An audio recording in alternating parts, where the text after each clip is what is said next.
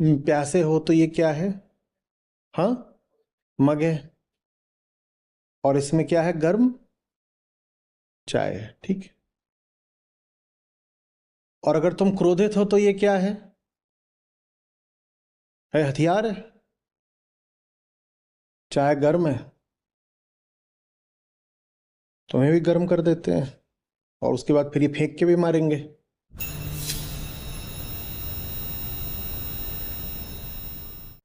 विषय अहम सापेक्ष होते हैं। अहम सापेक्ष माने दृष्टा सापेक्ष। जो देख रहा है वो तय करता है कि दृश्य क्या है।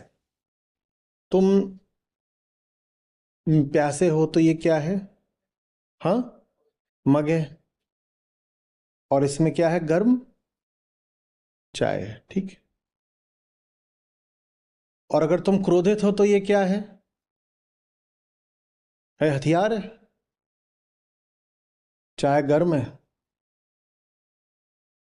तुम्हें भी गर्म कर देते हैं और उसके बाद फिर ये फेंक के भी मारेंगे। समझ में आ रही बात? तो इसको क्या कहें कि ये क्या है? कुछ नहीं कह सकते कि ये क्या है, क्योंकि इसका होना तुम पर निर्भर करता है। और तुम और तुम और तुम सब हो अलग अलग। तो अहम सापेक्ष हो गई इसकी हस्ती। ये अनित्यता है। ठीक है। तो ये तो अलग अलग जीवों व्यक्तियों के लिए इसका अर्थ अलग अलग हुआ। अब एक ही व्यक्ति को ले लो, मान लो तुम ही हो। अभी तुम्हारा मौसम अच्छा है तो ये क्या है? हाँ, और किसी को भेंट में भी दे सकते हो। इसको ऐसे लपेट के कागज में किसी को तोहफा दे दिया, कुछ कर दिया। हम्म। और तुम्हारा मौसम भीतरी खराब हो गया तो क्या करोगे? गए हो वहां पर और इसको लेकर के पटक दोगे। अब व्यक्ति एक ही है। अब हम अलग अलग व्यक्तियों की नहीं बात कर रहे। अब पहली अनित्यता क्या थी कि एक ही विषय का अर्थ अलग अलग व्यक्तियों के लिए अलग अलग होता है। अब हमने अलग अलग व्यक्तियों की बात छोड़ दी, हमने एक व्यक्ति ले लिया। अब हमने काल के दो बिंदु लिए। सुबह इनका मन अच्छा था तो इनके लिए क्या था? इनके कोई प्रियजन हैं, उन्होंने ये इनको तोहफे में दिया था और सुबह तक लग रहा था कि बड़ा प्यारा आदमी है, बहुत अच्छा है, तो उसको ऐसे ऐसे सीने से लगाए अपना। बड़ा बड़ी अच्छी चीज़ है, बड़ी प्यारी चीज़ है। ठीक है। एकदम अच्छा, बड़ा अच्छा लग रहा था इसमें कुछ पी के अपना शरबत अरबत लेके। आहा हा। और दोपहर तक दूसरी खबर आ गई। कुछ हुआ, फोन का पासवर्ड मिल गया इनको।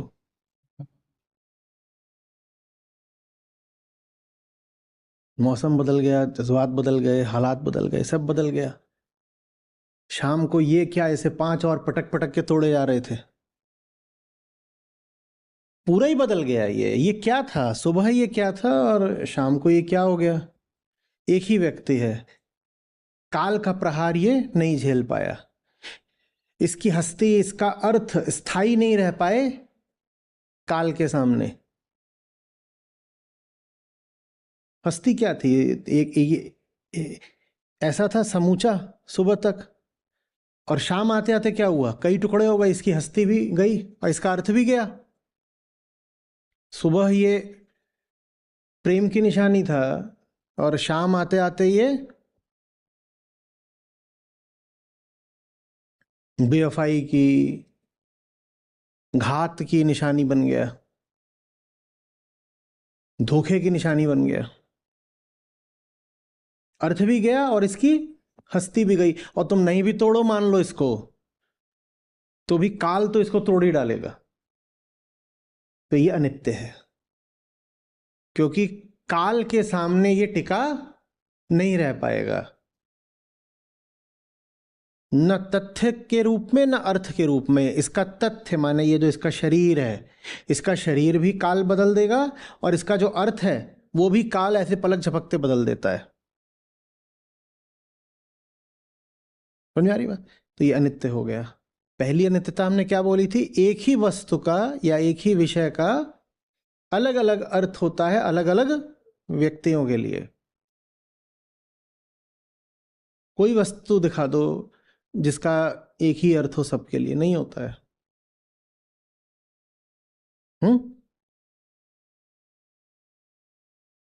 अमीर हवाई जहाज को देखता है, उसके लिए उसका अर्थ है कुछ भी नहीं, वाहन। और गरीब हवाई जहाज को देखता है तो उसके लिए उसका अर्थ है भविष्य, हसरतें, सपने, अय्याशी। उसके लिए अभी वो क्या है, एक विलासिता है। देखो एक ही चीज है क्या, हवाई जहाज, पर उसके अर्थ अलग अलग हैं सबके लिए। तो अहम सापेक्ष और काल सापेक्ष। और तीसरी चीज जो नित्यता में आती है कि वो होता है स्थान सापेक्ष। क्या होता है, स्थान सापेक्ष। एक ही बात के अर्थ बहुत बदल जाते हैं अलग अलग जगहों पर। एक ही बात के अलग अलग जगहों पर अर्थ बदल जाते हैं एक ही पल में। अब काल नहीं बदला, एक ही पल में एक चीज है भारत में, उसका एक अर्थ होगा और उसका कहीं और दूसरा कुछ और अर्थ होगा। भारत और ब्रिटेन तो बहुत दूर है, एक घर में उसका एक अर्थ होगा और उसी पल में बगल वाले घर में, पड़ोस में, उस विषय का बिल्कुल दूसरा अर्थ होगा। बात आ रही है समझ में? चोरी हो रही थी क्योंकि बिजली गायब थी, और पड़ोस में कोई बैठ के पढ़ रहा था, सुबह उसकी परीक्षा थी, बिजली आ गई। इसके दो विपरीत अर्थ हो गए दो घरों में। साधारण सी घटना है, बिजली आ गई, क्या विषय है, प्रकाश विषय है। बिजली आ गई, आंखों को प्रकाश मिलने लगा। जो पढ़ने के लिए बैठा था उसके लिए इस घटना का एक अर्थ है, और जो चोरी के लिए घुसा हुआ था उसके लिए इस घटना का बिल्कुल दूसरा अर्थ है। स्थान सापेक्षता। एक ही बात अलग अलग जगहों पर अलग अलग अर्थ रखती है। भारत में किसी को बोल दो फूल, एकदम खुश हो जाएंगे, और इंग्लैंड में किसी को बोल दो फूल तो गड़बड़ हो सकती है। हो सकती है ना, बात एक ही थी लेकिन तो अनित्य है। स्थान का आघात नहीं झेल पा रहा है ये विषय। और न जाने कितने उदाहरण आप खुद सोच सकते हो, खुद सोच लो। ये अनित्यता होती है। हम अनित्यता की इतनी बात क्यों कर रहे हैं? लेना देना क्या है? अनित्यता क्यों समझ रहे हैं कि तीन तरह की अनित्यता होती है और ये और वो? क्यों इतनी बातें कर रहे हैं? इसलिए कर रहे हैं क्योंकि अहंकार स्वयं अनित्य है और स्वयं से असंतुष्ट है। अहंकार अनित्य है। हमने क्या कहा, जीव और जगत का जो जोड़ा ही है वो क्या होता है, अनित्य होता है। तो अहंकार अनित्य है और वो खुद से बहुत नाराज रहता है। कोई नहीं मिलेगा आपको जो जैसा है भीतरी तौर पर उससे सचमुच ईमानदारी से आनंदित हो, कोई नहीं मिलेगा। हम सब बदलाव का प्रयास करते रहते हैं और यही बताता है कि अभी कुछ खोट बाकी है। खोट ना बाकी होती तो बदलाव यानी बेहतरी का प्रयास प्रत्येक मनुष्य प्रत्येक जगह प्रत्येक पल क्यों कर रहा होता। तो अहंकार अनित्य है और अनित्यता से वो संतुष्ट नहीं है। तो अगर अहंकार अनित्यता से संतुष्ट नहीं है तो पता करना पड़ेगा ना कि अनित्यता होती क्या है। तो हमने पता करा पहले कि अनित्यता होती क्या है। तो हमें पता चला कि सब कुछ ही अनित्य है, जीव जगत का जोड़ा ही अनित्य है। जो कुछ भी बुद्धियों का और अहम का, इंद्रियों का विषय बन पाए वो सब अनित्य है। तो सब कुछ ही अनित्य निकल गया। और अहंकार अनित्य से असंतुष्ट है, तो फिर अहंकार किससे असंतुष्ट है? ये जो कुछ है उसी से। ये हमारी स्थिति रहती है। हम न सिर्फ असंतुष्ट हैं बल्कि जो कुछ है उसमें से कुछ भी हम पालें हम असंतुष्ट ही रहने वाले हैं, क्योंकि सब कुछ ही अनित्य है। तो इतना तो समझ में आ रहा है कि अहंकार को अगर अनित्यता से समस्या है तो शायद उसे नित्यता चाहिए। क्या चाहिए? नित्यता चाहिए। अब यहां तक ठीक है। अहंकार को अनित्यता में उकबीक होती है, छटपटाहट होती है, बेचैन रहता है। किसमें? अनित्य में। तो अगर अनित्य में बेचैन है तो स्पष्ट है फिर उसमें से निष्कर्ष क्या? नित्य चाहिए। यहां तक सभी लोग पहुंच जाते हैं कमोबेश कि कुछ ऐसा चाहिए जो नित्य हो।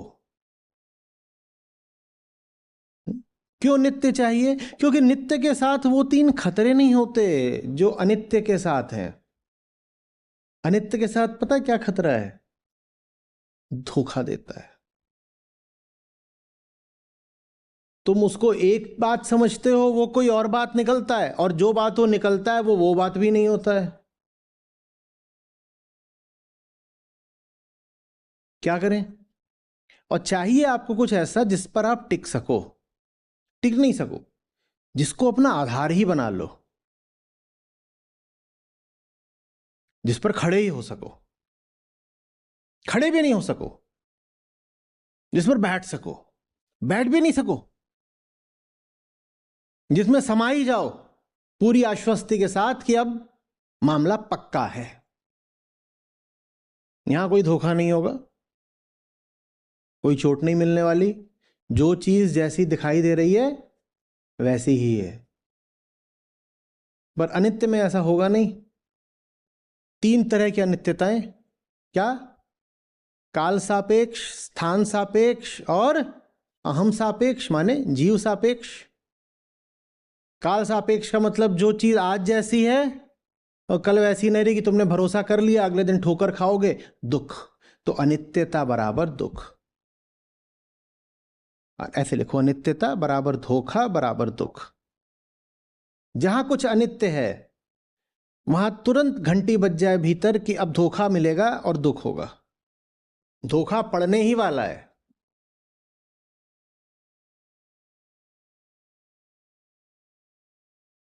काल का धोखा पड़ता है, स्थान का धोखा पड़ता है।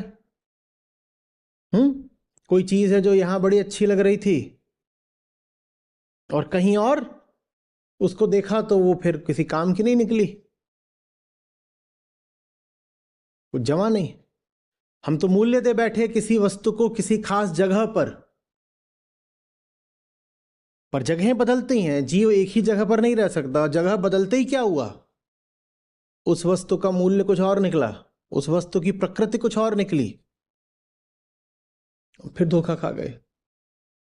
और तीसरा धोखा जो मिलता है नित्यता से, अहम सापेक्षता। आप किसी चीज को मूल्य दे रहे हो, आप ही बदल गए, उसका मूल्य बचा नहीं।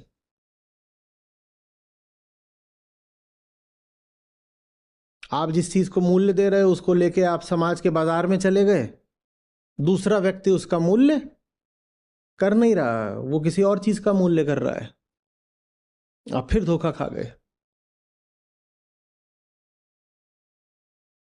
तो अनित्यता बराबर धोखा बराबर दुख।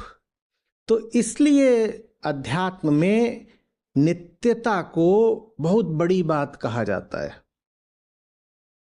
बार बार कहा जाता है कि मुझे तो नित्य से पहले कहीं नहीं रुकना है, नित्य के अतिरिक्त कहीं नहीं संतुष्ट होना है।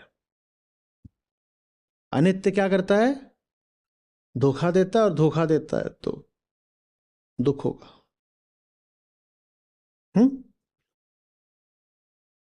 यहां तक सबको समझ में आ गया कि अनित्य धोखा देता है, धोखे में दुख होगा। ठीक है। पर अब जो बात कही जा रही है समझना, मैं जानता हूं कि संपदा अनित्य है। संपदा को पढ़ो, मूल संपदा तो अहंकार के लिए अहंकार ही होता है। वो सब कुछ गंवाने को तैयार हो जाएगा, एक बार को स्वयं को गंवाने को तैयार नहीं होगा। किसी से कुछ भी छुड़वाना आसान है, उसका आपा छुड़वाना, उसकी खुदी छुड़वाना बड़ा मुश्किल है। लोग एकदम भी लुट जाते हैं, तो कोई समझदार थोड़ी हो जाते हैं। अहंकार अपना बचाकर रखते हैं। पूरा लुट गया, जिंदगी ने बढ़िया वाली चोट मारी। एक अमीर आदमी है अहंकारी, जो अहंकारी होगा वो भ्रम में भी जी रहा होगा। अब भ्रम में जी रहा था तो सब लुटा गया उसका। वो अपना सब कुछ लूटने देगा लेकिन फिर भी अपना अहंकार नहीं लूटने देगा। तेवर भी उसके वैसे ही, जी नहीं वो तो धोखा हो गया, संयोग की बात है, गलती से हम बर्बाद हो गए। नहीं, आदमी तो हम बहुत होशियार हैं, अभी देखना, अब हम बस 2 साल दो, पहले से दूनी हम दौलत इकट्ठा करके दिखाएंगे। तो संपदा अहंकार के लिए अहंकार ही संपदा है, बाकी सब संपदाएं बाद में आती हैं उसकी। वो किसी भी और संपदा का सौदा भी तो कर लेता है ना। आपके पास बहुत महंगी चीज है 10 करोड़ की, उसको बेच के 20 करोड़ की चीज मिलती है तो ले लेते हो कि नहीं ले लेते हो? पर कभी किसी ने अहंकार का सौदा करा है कि अहंकार का सौदा कर रहा हूं, अहंकार हटा रहा हूं, मुक्ति मिल जाए? करोगे? कोई नहीं करता। तो संपदा जो कहा गया है उसको क्या मानना है? अहंकार। अहंकार के लिए वही सबसे बड़ी संपदा है। तो कह रहे हैं कि अनित्य से नित्य प्राप्त नहीं हो सकता। पहली बात ये समझो, ये लोग नहीं समझते। इतना तो समझते हैं कि अनित्य से दुख मिल रहा है, बेचैनी हो रही है। पर आज जो 2 सूत्र दिए गए हैं उसमें से पहला है और बहुत आवश्यक सूत्र है, बहुत बढ़िया सूत्र है। अनित्य से नित्य को प्राप्त नहीं करा जा सकता। यही बात उस दिन आचार्य नागार्जुन बोल रहे थे, याद है? कि जो स्वयं असिद्ध है वो दूसरे को सिद्ध नहीं कर सकता। वही बात वहां पर बौद्ध माध्यमिक दर्शन में बोली जा रही थी और यहां पर उपनिषद में, वेदांत में बोली जा रही है। अनित्य न तो स्वयं नित्य को पा सकता, न अनित्य साधन लगा करके वो नित्य को पा सकता। अनित्य साधक है, अहंकार ही अनित्य है, अहंकार ही साधक है। और वो साधन भी कौन सा लगाता है? अनित्य। और ये 2 करके होशियारी वो क्या उम्मीद लगाता है कि नित्य मिल जाएगा। तो जितनी दुनिया में धार्मिक व्यवस्थाएं चल रही हैं, उपनिषदों ने यहां पर श्लोक के एक छोटे से हिस्से से सारी धार्मिक व्यवस्थाओं को तुरंत ध्वस्त कर दिया। इसीलिए तो जो व्यक्ति जितना अहंकारी होगा वो और सब मार्गों की ओर भागेगा, उपनिषद की ओर नहीं आएगा। सीधे कह दिया, न तुम्हें मिल सकता नित्य, न तुम्हारे किसी साधन को, तुम्हारी किसी विधि को, तुम्हारी किसी चतुराई को, तुम्हारे किसी मार्ग को। क्योंकि तुम भी अनित्य हो, तुम्हारा साधन, तुम्हारा मार्ग, तुम्हारी विधि, तुम्हारी चतुराई, तुम्हारा उपाय, ये सब भी अनित्य हैं और अनित्य के द्वारा नित्य को पाया नहीं जा सकता। बात खत्म हो गई। अब इसके पलट आप क्या देखते हो दुनिया में? मैं तो अनित्य हूं और मेरा साधन भी अनित्य है, पर मेरा दावा यह है कि मैंने परमात्मा पा लिया। तुम अगर अनित्य हो तो तुमने जो साधन लगा करके पाया है वो परमात्मा भी अनित्य ही होगा। हो सकता है कि सचमुच तुमने कुछ पा लिया हो। सपने देखने से किसी को कौन रोक सकता है? कुछ आ गया होगा तुमको सपना, लेकिन सपने में तुमने जो कुछ भी पा लिया है, परमात्मा, भगवान, ईश्वर, वो भी फर्जी होगा तुम्हारी ही तरह। जो वास्तविक है, जो असली है, परम है, जो आत्मा है, जो उसको न तुम पा सकते न तुम्हारी कोई विधि पा सकती। ये सशक्त घोषणा है उपनिषदों की। जो तुम कहते हो ना कि मैं तो हूं और मैं पालूंगा अपने इष्ट को, नहीं पा सकते। या मैं ऐसी विधि लगाऊंगा जो भगवान को भी बांध कर ले आएगी मेरे सामने, न तुम न तुम्हारी विधि। अनित्य से नित्य को प्राप्त नहीं किया जा सकता।